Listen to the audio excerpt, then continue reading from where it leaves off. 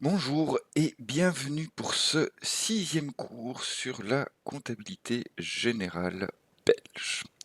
Alors, qu'avons-nous déjà vu? Eh ben, on a vu une petite introduction sur la comptabilité, avec notamment des notions sur le bilan. Ensuite, on a vu le compte de résultat, hein, avec les notions de charge et de produit. Pour enfin, passer au plan comptable et le mouvement sur les comptes, notamment, le débit et le crédit. Pour encore parler du livre journal et de la balance des comptes. Et la fois passée, on a vu les, 1 opérations simples qu'on peut faire, dans la comptabilité. Voilà, avec les achats et les ventes qu'on va, utiliser aujourd'hui puisque, le programme d'aujourd'hui, c'est de voir, ce qu'il en est de la taxe sur la valeur ajoutée. Alors c'est une introduction, hein, parce que c'est une matière compliquée, mais, voilà, on a tout ce qu'il faut pour comprendre comment ça fonctionne. Alors, taxe sur la valeur ajoutée, plus communément appelée TVA, hein, le principe est tout simple. C'est un impôt qui est proportionnel au prix de vente des, produits, des biens, des services. Il est supporté par le consommateur final, mais, et c'est important pour nous, il est perçu par étapes successives dans le circuit économique. Alors comment ça marche, ces étapes successives? Ben, je vous ai fait un petit exemple ici que j'ai piqué à quelqu'un. Heu, c'est une version simplifiée d'une filière qui va du minerai, excusez-moi, de la mine, qui extrait un minerai, jusqu'à l'acheteur final d'une pièce, hein, fait avec ce minerai.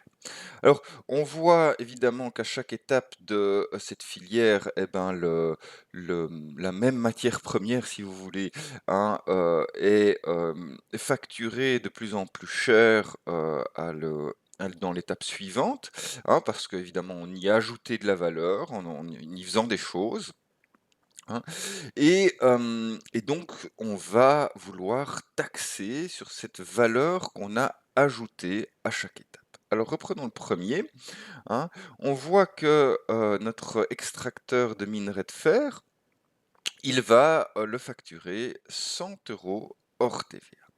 Alors, quelle est, la TVA?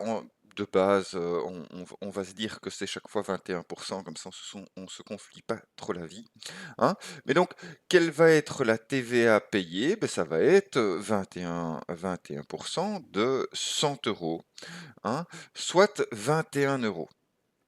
Et ces 21 €, puisque c'est la première étape, et ben, ils vont être, entièrement collectés par, l'administration TVA. Jusque-là, c'est relativement facile, donc je paye 21% de la valeur de ce que je vends. OK, très bien. Regardons maintenant la deuxième étape. Alors, le fourneau, il a acheté son minerai à 100 € et il a payé 121 € à l'extracteur, hein. 100 € pour la poche de l'extracteur et 21 qui est collecté pour, payer la TVA. Donc lui, va quand il va, facturer, hein, lui, il va aussi payer, il va aussi demander 21%, mais cette fois-ci de 150 €, hein. Et donc si on fait 21% de 150 €, on obtient 31,5. Très bien. Mais, ce qu'il faut voir, c'est que la TVA collectée à ce niveau-là n'est pas de 31,5 parce que on lui permet de récupérer ce qu'il a déjà payé, hein, à ses fournisseurs. Donc en fait, la TVA collectée au niveau de cette deuxième transaction, elle va être de 31,5 moins les 21 qu'il va pouvoir, déduire parce qu'il les a déjà payés, hein, à son fournisseur. Et bah, j'ai fait une filière, relativement longue, mais ça va être chaque fois la même chose à chaque étape puisque, hein, la valeur, ajoutée à chaque étape est chaque fois de 50 €, hein. Donc on aura de nouveau TVA payée, mais sur 200 €, là, ça fera 42, hein. Mais la TVA collectée, par contre, sera, elle, du même montant puisque la valeur ajoutée est toujours de 50 €, donc ce sera toujours 10,5. On retirera, hein, de ces 42 payés par le client de l'usine, on retirera ce que l'usine a déjà payé à son propre fournisseur, c'est-à-dire 31,5. Alors, on continue, ici, il n'y a pas grand-chose de nouveau sous le soleil, sauf que la TVA payée augmente évidemment puisque le montant hors TVA est à 250, mais c'est toujours 50 € de valeur ajoutée en plus. Donc, on a toujours une TVA collectée supplémentaire de 10,5 jusqu'au moment où on arrive à l'acheteur final, hein, et cet acheteur final, il paye 63, donc excusez-moi, la TVA sur ces 300 €, c'est bien 63 €, hein, et donc 10,5 € supplémentaires collectés par le magasin de pièces détachées.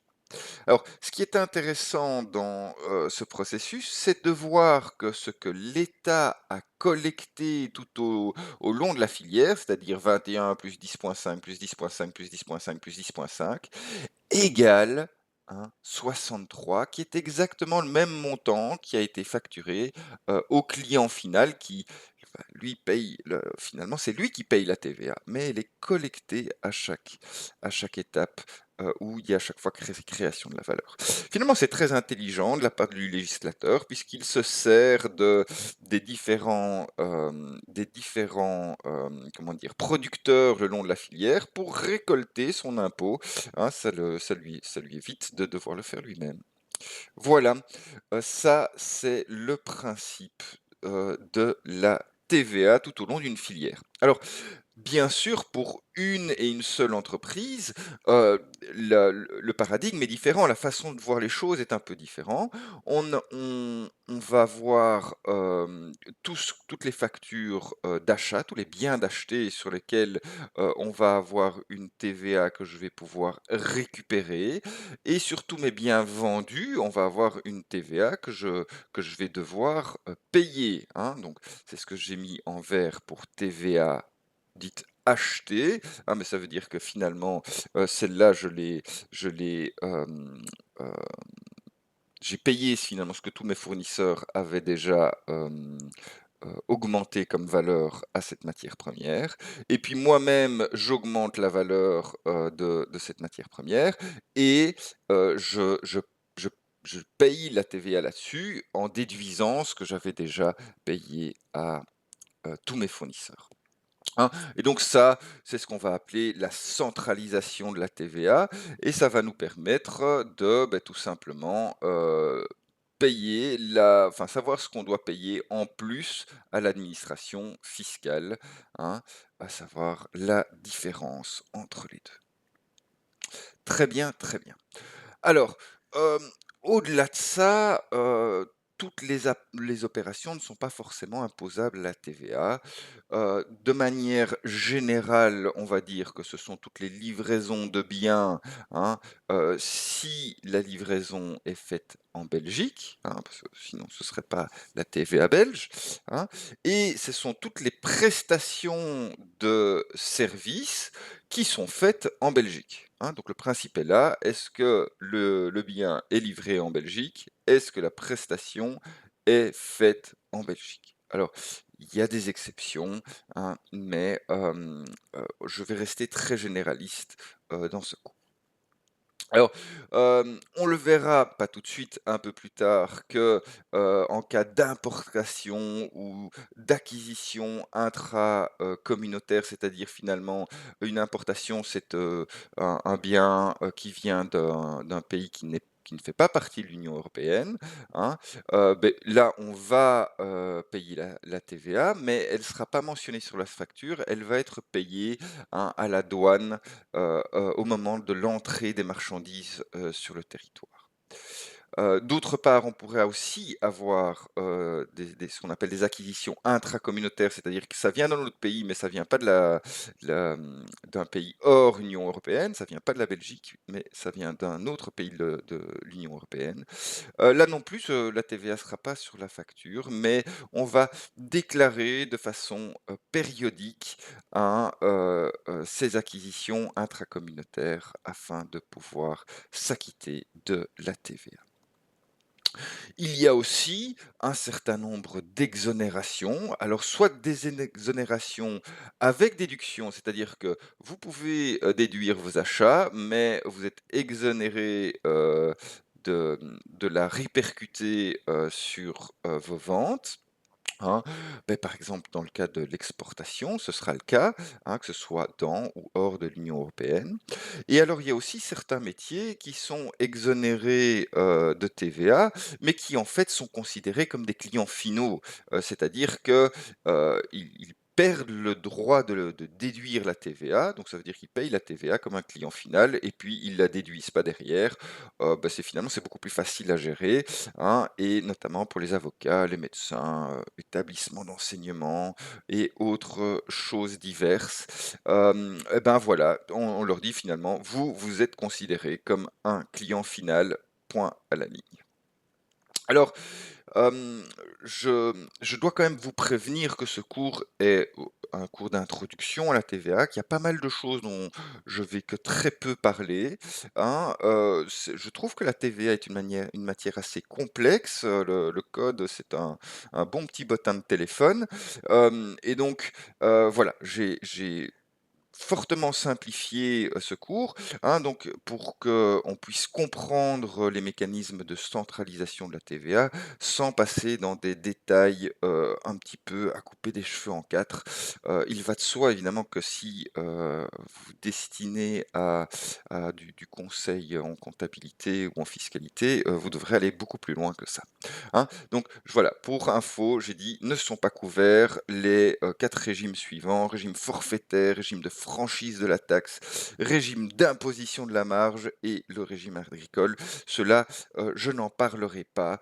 On verra d'autres exceptions, un peu plus loin dans le cours, mais cela, je n'en parlerai pas, ou en tout cas pas pour l'instant. Voilà. Alors, qui est assujetti à la TVA, c'est-à-dire qui doit faire une déclaration TVA, en gros, hein. Les personnes, qu'elles soient morales ou physiques d'ailleurs, hein, qui ont en tout cas l'exercice d'une activité économique ou dans le cadre de l'exercice d'une activité économique, livrent des biens ou fournissent des services qui sont mentionnés par le code TVA. Il y a une liste là qu'on peut aller consulter, hein, de manière indépendante et régulière. Ça veut dire que finalement, si je suis un employé, eh ben, je suis pas indépendant, hein, je travaille pour quelqu'un et ce sera cette personne-là qui devra faire sa déclaration TVA. Moi, hop, j'en suis dispensé, hein. Régulière, ça veut dire que oui, si jamais je vends, hein, même en tant que particulier pour moi-même, une fois des vieux skis en deuxième main, si je le fais une fois, il y a pas de souci, je dois pas payer de TVA. Que vous ayez ou pas un esprit de lucre, hein, que vous vouliez faire du bénéfice ou pas, n'y change rien. Que si vous êtes une association ou une fondation dont le but n'est pas de faire du profit, eh ben, voilà, vous payez quand même votre TVA, hein. Et à titre principal ou d'appoint, hein, ça veut dire que même si vous le faites quelquefois, eh ben, ça suffit. Voilà, voilà.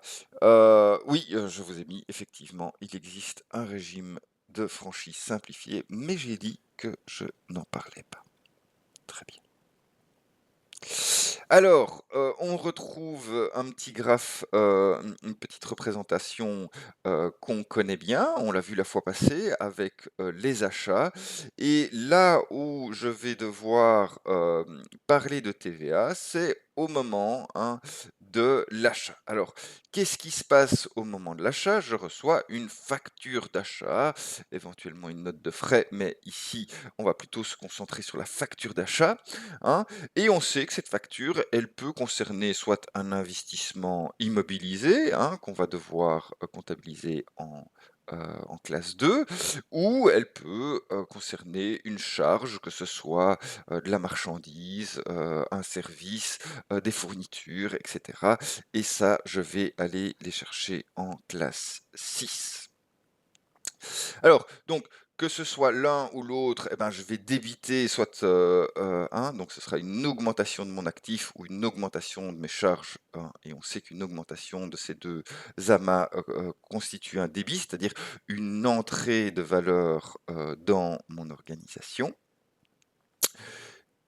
Et avec ça, je vais mouvementer un, un compte qui est finalement une créance, puisque c'est TVA déductible sur achat, donc c'est l'administration fiscale qui me doit le montant de cette TVA, hein. Je sais que c'est un peu biscornu comme raisonnement, mais c'est bien ça, hein, elle est déductible, donc je vais pouvoir la récupérer, hein, et dire à l'administration fiscale, voilà, ça, hein, c'est de la TVA que j'ai payée pour vous finalement, hein, rendez-la moi. Voilà, hein. Donc c'est une créance qui augmente, hein, et que donc on va débiter en même temps que soit l'immobilisation, soit la charge que j'aurai eue. Très très bien. De l'autre côté, eh ben, on va créditer en augmentant mon passif fournisseur, hein, de la totalité TVA plus, hein, soit le prix de l'immobilisation hors TVA, soit le prix de ma charge, qu'elle soit marchandise, fourniture, hors TVA. Le total est contrebalancé par une augmentation de ma dette fournisseur. Voilà, maintenant qu'on sait ça, on va pouvoir prendre un petit exemple avec une facture d'achat et la manière de la comptabiliser. Donc, j'ai remis, si jamais cette vue-ci, un peu systémique ne vous plaît pas, j'ai remis une petite recette de cuisine là qui me permet de retrouver finalement, qu'est-ce que je dois faire de cette TVA au moment où, j'achète. Ce que je sais, c'est que je suis censé, hein, en bon commerçant, acheter, moins que ce que je vends. Enfin, c'est-à-dire que il faut que mes coûts soient inférieurs à mon chiffre d'affaires si je veux faire un profit, hein. Et il est clair que si je fais un profit, j'ai une valeur ajoutée et donc, hein, je vais devoir payer la TVA. Donc, la TVA sur achat, hein, je sais, grâce à ce petit truc, hein, comme mon prix d'achat est inférieur, ben, je sais que ça, c'est disons que ce que je vais récupérer de l'administration fiscale va être moins grand que ce que je vais leur payer, enfin, en principe, si tout va bien, hein. Donc, je sais que c'est la petite partie, hein, qui va être déductible. Donc la TVA sur achat, je peux retrouver qu'elle est déductible de cette manière-là, hein. On peut aussi, hein, grâce à la vue systémique, retrouver ça. Mais voilà, petit raisonnement supplémentaire pour voir si vous n'avez pas perdu vos esprits pendant l'exercice, hein. La TVA sur achat est déductible. Donc, la TVA sur achat qui est bien déductible, hein, ben, là c'est clair, ça va être une créance, on l'a encore vu là tout de suite, hein, une créance de l'administration fiscale. Et donc, la TVA, enfin la créance est un actif qui va augmenter, hein, puisque je vais avoir la TVA qui va arriver sur ce compte. Finalement, un actif qui augmente, eh ben, vous l'avez bien compris, hein, soit via la vue systémique, soit via notre petit truc plus, moins, plus, hein, vous pouvez retrouver que cet actif qui augmente, il va être débité. Voilà, je sais donc que j'ai un débit, hein, et je vais pouvoir donc maintenant réfléchir sur cette petite facture que je reçois. On me dit que j'ai acheté de la marchandise pour un montant de 2500 € hors TVA. Alors, la première chose, c'est de se dire, bon voilà, c'est 2500 €, qu'est-ce que c'est, hein? J'ai pas 36 000 choix. C'est soit un, une immobilisation, là je sais que je dois chercher en classe 2, soit c'est une charge et je sais que je dois chercher en classe 6. Un achat de marchandises, c'est donc bien une charge. Je vais donc chercher en classe 6 et je sais que cette charge va augmenter et donc va être débitée. 604, achat de marchandises, une charge qui augmente au débit. Et la TVA due, hein, la TVA due, excusez-moi, la TVA déductible, hein, on vient de voir elle doit être débitée, hein, et donc c'est un actif, puisque c'est une créance, c'est un actif qui augmente et qui va être débité. OK, très bien. Et puis le total de ma facture, beh, ça je sais que je le mets, dans, ma dette fournisseur et ça, en principe, vous le connaissez déjà par cœur, c'est 440, un passif qui augmente. Au crédit, eh ben, puisque j'ai fait une bonne analyse de ma facture, maintenant je vais pouvoir reporter ça au livre journal. Comment est-ce que je fais? Eh ben, c'est simple, numéro de l'opération, ben, je sais pas, je pense que j'ai mis 2 tout simplement, voilà. La date, on me la donne, c'est le 7 du 1. Les numéros de compte, alors je vais faire 2 débits à crédit et je vais mettre le plus petit, donc le 4110 en premier. 4110, on y va pour TVA déductible sur achat et le montant, c'est bien 525. Ensuite, deuxième montant à débiter, le suivant, 604 achats de marchandises pour un montant de 2500. Et là, j'ai fait tous les débits, donc je passe à 440 fournisseurs et c'est la totalité, 3025 à mettre au crédit. Je n'oublie pas ma pièce justificative, facture d'achat 1 et je jette un œil pour voir que la somme des débits est bien égale à la somme des crédits. Effectivement, j'ai bien calculé, tout va bien. OK, très, très bien. Alors, voyons maintenant l'envers, du décor, hein, l'autre partie de l'opération. Une vente avec une TVA due, c'est bien quelque chose qui arrive au moment où j'envoie ma facture de vente à mon client.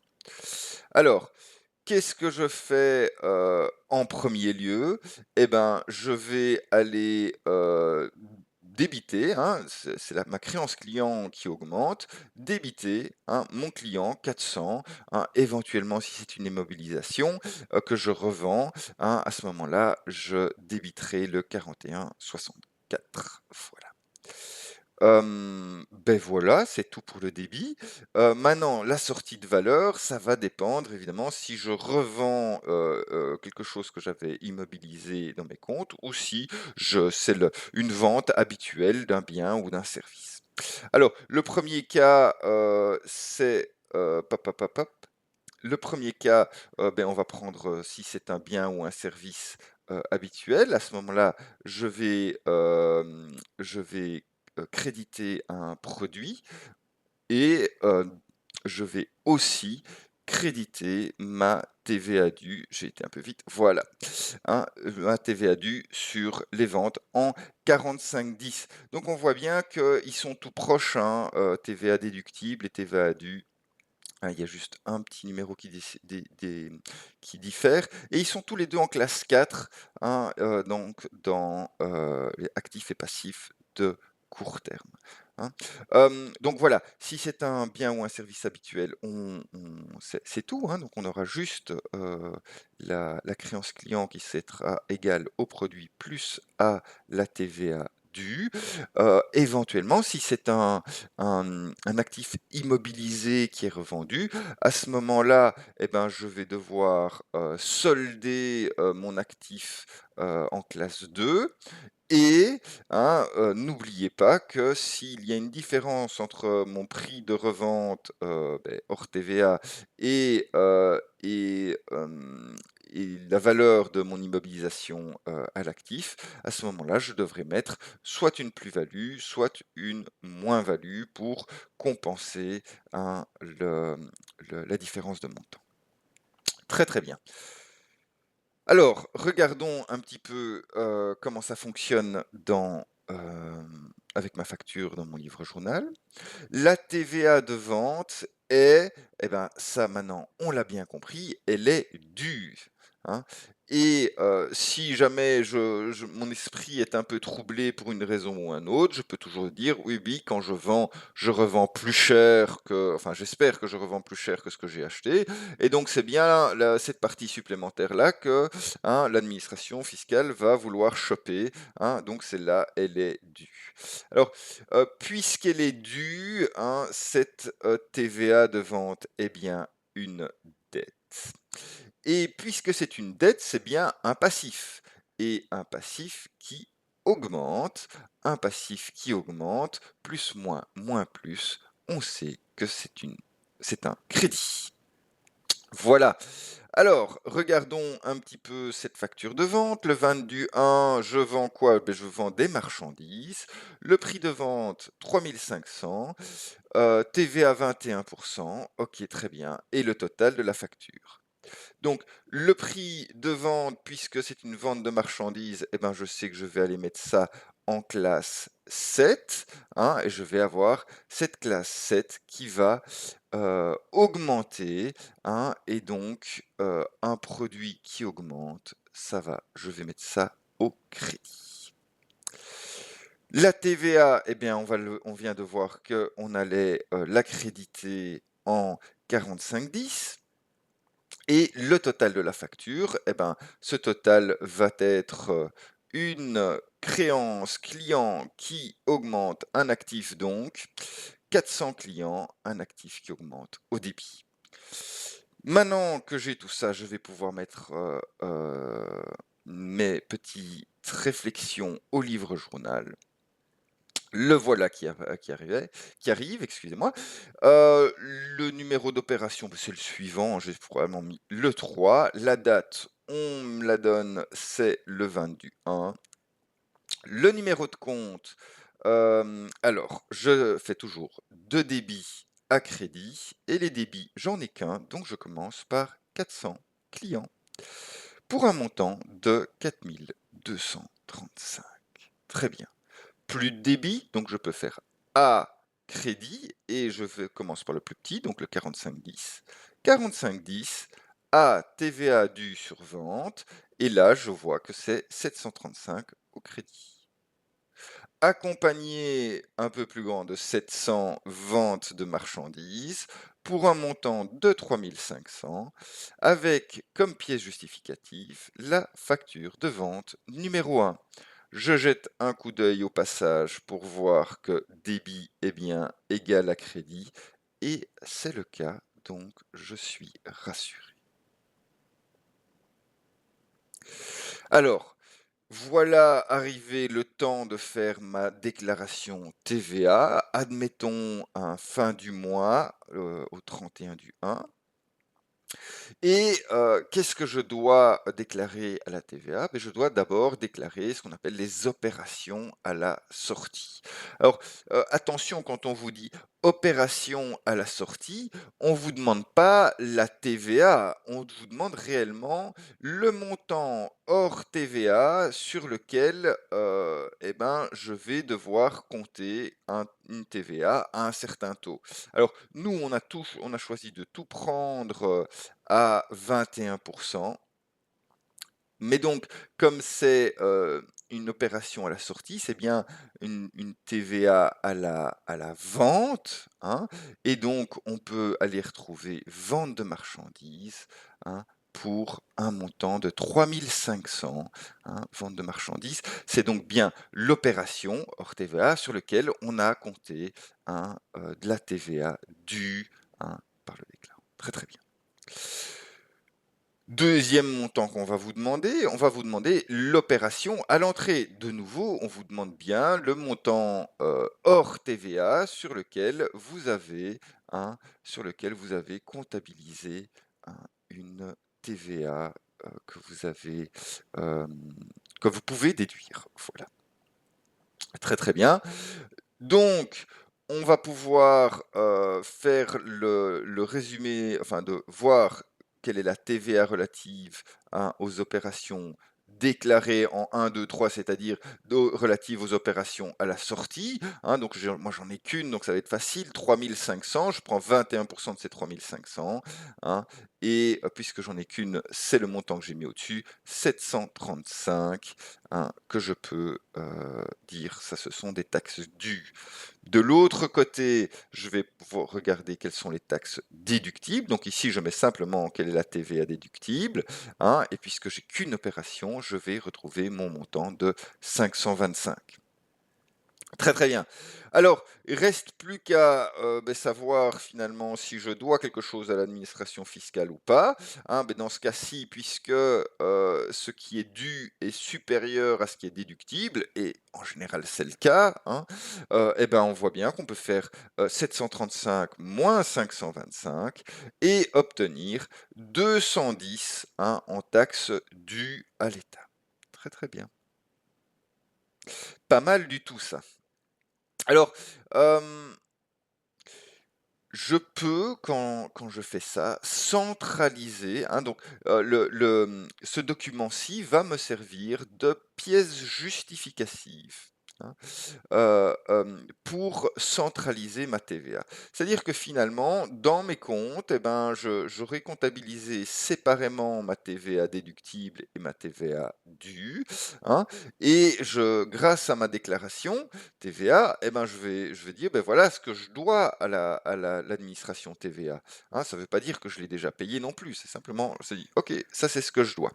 Alors, c'est un peu spécial et ça nécessite quelques explications.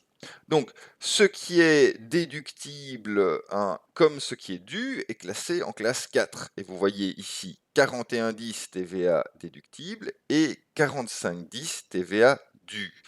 Dans ce cas-ci, la TVA due est plus grande que la TVA déductible. Donc ça veut dire que finalement, le résultat de ma centralisation pour l'administration TVA sera un montant que je leur dois. Ok. Donc, il devra commencer par 451 et puis je rajoute le 9 derrière. Ok. Si ça avait été l'inverse, j'aurais commencé par 411 et puis j'aurais rajouté le 9. Ok. Donc finalement, je peux choisir l'un ou l'autre, hein, et j'utilise le 411 avec le 9 ou le 451 avec le 9 en fonction qu'un montant soit plus grand que l'autre. Hein. Donc ici, on l'a bien compris, c'est le 4510 du qui est plus grand, hein, et donc je vais prendre le compte de centralisation 4519. Hein, et dans ce compte, je vais mettre le solde, hein, donc 735 moins 525, et je solde, donc le 41,10 et le 45,10, hein, je les remets à zéro pour pouvoir recommencer pour ma période prochaine. Hein, et donc je sais que fin janvier, pour mon mois de janvier, j'ai 210 à payer comme TVA à l'administration fiscale. Très très bien. Alors, comment organiser ça dans le livre journal? C'est aussi simple que ça. Opération suivante, c'est-à-dire 4, ici on l'a bien mis. La date, c'est le 31 du 1, c'est parfait. Le numéro de compte, ça va être de nouveau de débit à crédit. Alors, qu'est-ce qu'on a débité ici? Le 45 10. TVA due sur vente, on l'a débité pour 735, très bien. Les autres, on les a crédités, et donc on fait A et 41 est plus petit que 45, donc on commence par le 41,10. A, TVA déductible sur achat, hein, et ça, ce sera un crédit de 525, et AA 45,19, hein, centralisation, administration, TVA, pour un montant de 210. Hein, compte courant, en fait, hein, je dis centralisation, mais c'est compte courant, administration, TVA. Voilà. On n'oublie pas notre pièce justificative, déclaration TVA du mois de janvier. Très bien. Alors, ça, hop, hop, hop. Oui, donc moi, je le fais en une fois parce que j'aime bien ça et que ça me correspond bien. Certains auteurs le font en 2 fois, hein. Il faut dire on n'a pas beaucoup de montants ici, donc on a peu de chances de se tromper, hein, mais à partir du moment où vous avez plein de TVA dus et plein de TVA déductibles, ben, il est possible de faire ça, hein, de faire d'abord une centralisation des dettes et puis une centralisation des créances, hein, afin de simplifier un petit peu, notre manière de faire. Voilà, oui, simplifier ou compliquer, à vous de voir, hein. Moi, je préfère le faire en une fois. Très bien. Alors pour le paiement, il n'y a pas de gros secret, hein. Paiement de la TVA, ben, la pièce justificative, c'est l'extrait de banque. Bon, j'ai mis ici le numéro 1. On estime qu'on a 6 000 en banque ici et qu'on va payer les 210. Donc au moment où je paye, eh ben, je débite puisque hein, pour solder mon compte courant administration TVA et ben, je retire ce même montant de ma banque, hein, donc de débit à crédit. C'est parti. Hop, 210. Et voilà, ben voilà, j'ai même pas fait étape par étape puisque les paiements c'est vraiment simple. Voilà, on commence à avoir l'habitude. Alors, petite pause de TVA, on va regarder un petit peu les pièces justificatives parce que hein, il y a pas mal de pièges à ce niveau-ci. Hein, c'est des petits pièges que les professeurs aiment bien faire à leurs élèves. Hein. La première chose, c'est que s'il n'y a pas de pièce justificative, il n'y a pas d'opération, ça vous l'avez bien compris. Une opération par pièce justificative. La deuxième chose, c'est que, eh ben, parfois, c'est vous-même qui faites une pièce justificative. Et donc, l'élaboration de cette pièce justificative est sous-entendue. Par exemple, on voit souvent dans des énoncés, ben, vous payez un cash en espèces. Ça sous-entend que vous faites vous-même une pièce de caisse. Ok, donc même si on ne vous parle pas de pièce justificative, à partir du moment où vous payez cash, bam, vous y allez, vous faites votre pièce de caisse à la date du moment où vous avez payé cash. Et tout ça va très bien. Hein, donc il y a des, comment dire, il y a des opérations des pièces justificatives qui sont parfois sous-entendues, et parce que vous devez les faire vous-même en fait. Voilà. Hein. Et donc le professeur un peu vicieux vous oubliera de vous le dire volontairement pour voir si vous savez bien que vous devez le faire vous-même. Voilà, petit piège souvent que les professeurs en comptabilité tendent aussi. Ils disent, voilà, je demande à mon banquier eh ben, demandez à votre banquier, c'est pas c'est pas une pièce justificative. Vous recevrez votre extrait de compte par la suite sur lequel il sera mentionné ce que vous avez demandé, enfin, la réalisation de ce que vous avez demandé à votre banquier, et c'est seulement à ce moment-là que vous comptabiliserez ce qu'il y a sur votre extrait de compte. Voilà. Euh, D'autres pièces justificatives qui poussent un petit peu à l'erreur, hein, un devis par exemple, hein, vous demandez un devis, vous faites un devis, eh ben ça n'est pas une pièce justificative. Ok, donc ça, parfois voilà, ça pourrait porter à confusion. Le bon de commande, ben même combat en fait. C'est pas parce que vous remplissez un bon de commande que c'est une pièce justificative. Non, non.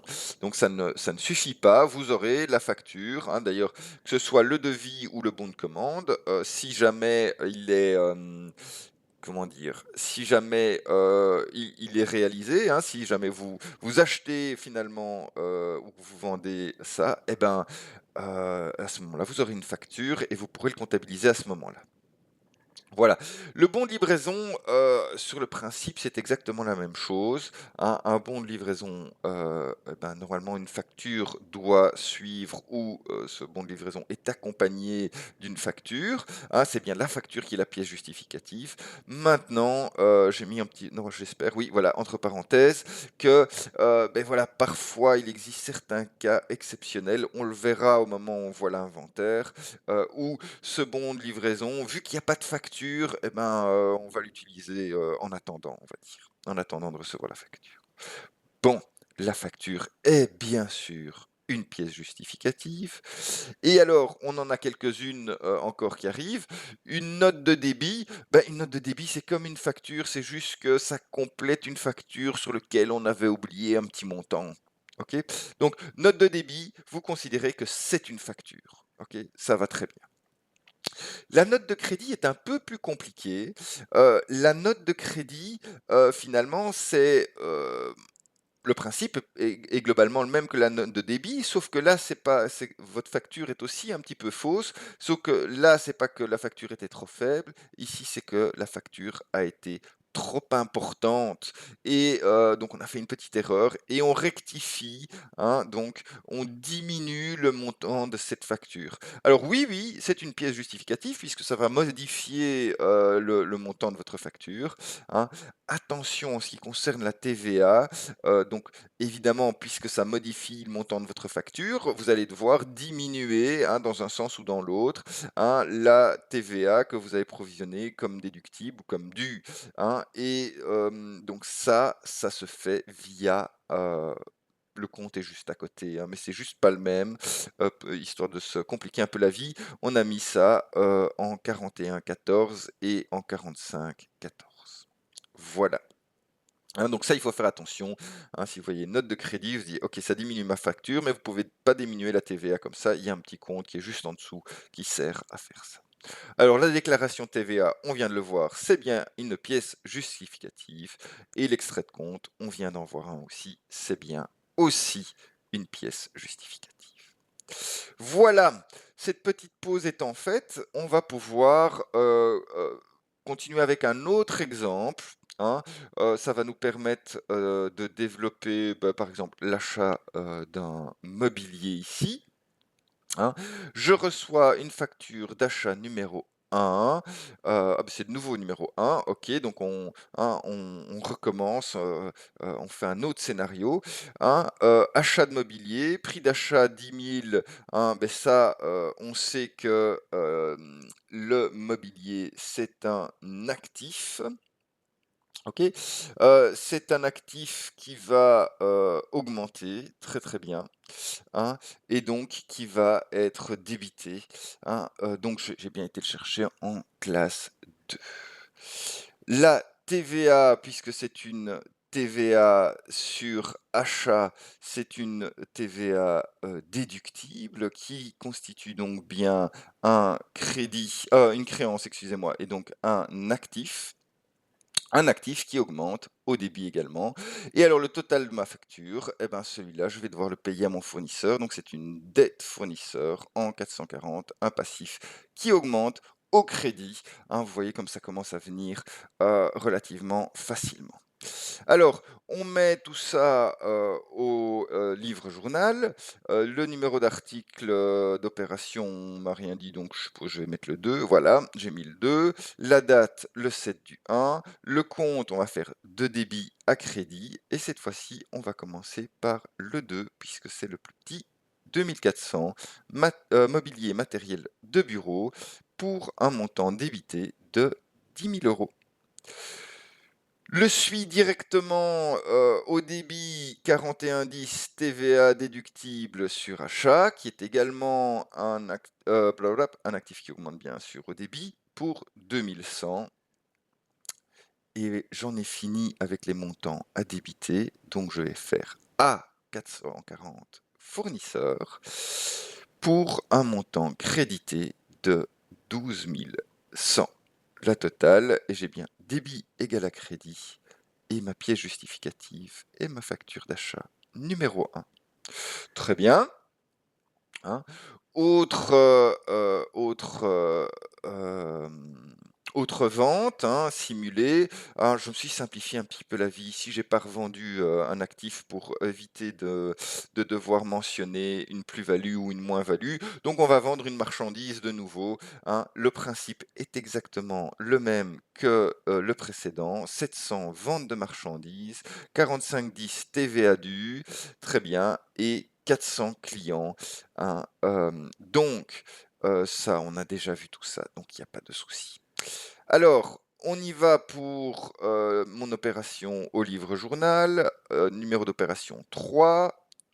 le 20 du 10 et on va faire 2 débits à crédit. Je commence donc par le 400 clients pour un montant de 9 075 A et je commence par le petit 4510 à TVA due sur vente pour un montant de 1575 et 700 vente de marchandises pour un montant de 7500.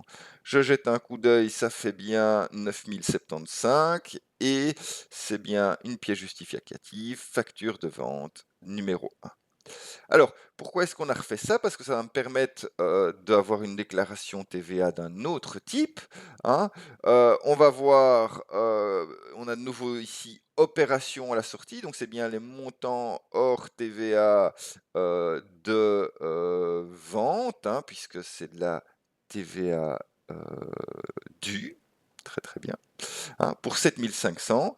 Et puis les opérations où la TVA est à récupérer, voilà, 10 000.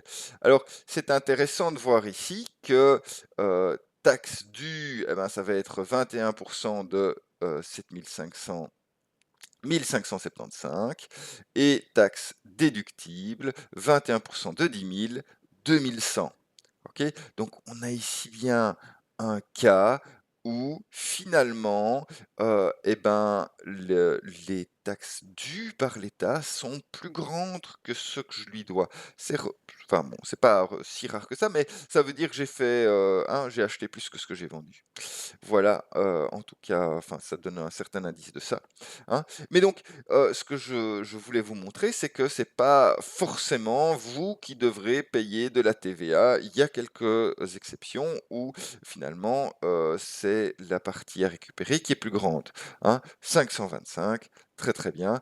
Et donc là, au moment où je fais ma déclaration, je vais centraliser et eh ben, la question reste entière.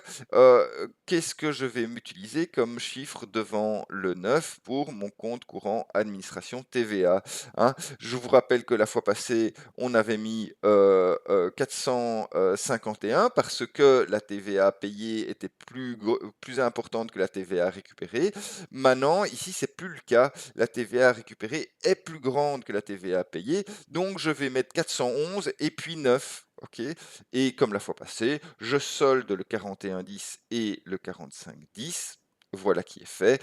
Et je vais mettre cette fois-ci, hein, 525 au débit de 41,19. Ce qui est logique, hein, puisque maintenant c'est devenu un passif, hein, et donc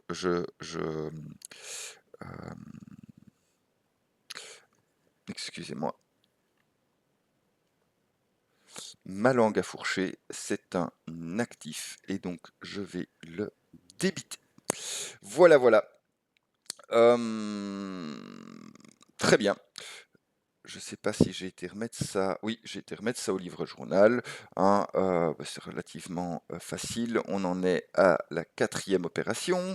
La date, eh ben, c'est toujours 31 du 1. Les numéros de compte, on va faire 2 débits à crédit. Et cette fois-ci, c'est le 41,19 qui est le plus petit. Compte courant administration TVA pour 525. Et l'autre débit, c'est le 45,10 TVA à payer sur vente pour un montant de 1575. Alors je vais faire ça à 41,10, TVA récupérée sur achat pour 2100. Et je jette un coup d'œil, effectivement, 1575 plus 525, ça fait bien 2100. Pièce justificative, déclaration du mois de janvier. Cool! Eh ben, on a pas mal bossé. On a pas mal bossé pour aujourd'hui. Je voudrais quand même terminer par une petite note sur les simplifications que j'ai pris pour pouvoir vous faire ce petit cours, hein. En termes de restitution de la TVA, donc comme dans ce dernier exemple, hein, euh, en règle générale, et c'est ce que moi je vais faire chaque fois, hein, on va considérer que cette créance est reportée sur la période suivante, hein. Voilà, il faut être honnête, ça n'est pas une situation, viable à long terme, hein, d'avoir, heu, une TVA comme ça qui doit être, récupérée en plus grande quantité que dû. En tout cas, c'est absolument pas le but évidemment de cette taxe sur la valeur ajoutée. En gros, ça veut dire que vous consommez de la valeur pour le moment, hein, et donc le but d'une organisation, c'est quand même de créer de la valeur, hein, donc voilà, hein. Sachez quand même que, si jamais, votre business model est ainsi fait que vous avez une longue période pendant laquelle, vous devez consommer de la valeur avant d'en récupérer, elle peut être réclamée.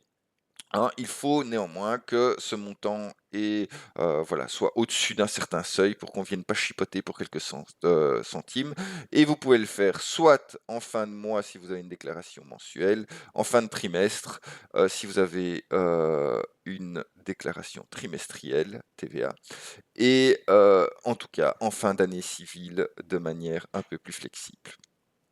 Voilà, eh ben, je voudrais vous parler justement de déclaration de TVA, en fin de mois, en fin de trimestre. Voilà, moi j'utiliserai toujours, une déclaration de TVA en fin de mois, parce que, bah, de toute façon vous pouvez le faire, hein, c'est jamais interdit. Mais vous devez peut-être savoir que une déclaration trimestrielle est possible, hein, mais c'est pour vraiment des petites entreprises, hein, donc il faut un chiffre d'affaires et des opérations intracommunautaires qui soient inférieures à un certain seuil, qui est quand même relativement vite atteint, lorsque vous avez, une organisation d'une certaine importance. Voilà, mais bon, ça je veux pas dire que ça n'arrive jamais, bien au contraire, mais voilà, nous, on simplifie et on se dira toujours qu'on fait une déclaration mensuelle, ce que vous pouvez, je le rappelle, toujours faire, hein. Vous pouvez, même si vous avez une toute petite entreprise, vous pouvez toujours déclarer de manière mensuelle.